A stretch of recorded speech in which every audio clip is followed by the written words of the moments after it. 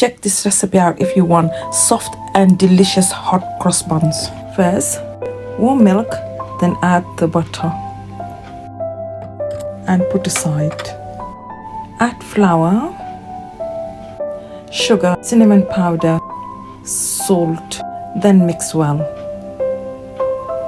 Make a well, yeast, add the warm milk mixture and egg, then mix well.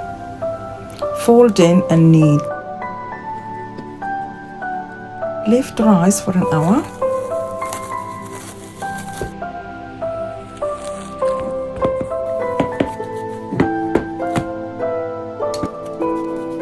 Then roll it out. Add mixed fruit and apple peelings if desired. Roll it in, cover all the fruit, then divide into equal parts.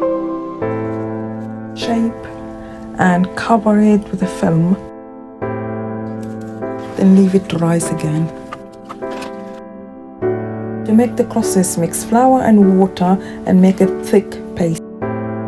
45 minutes later, use an egg wash if desired, then make the crosses.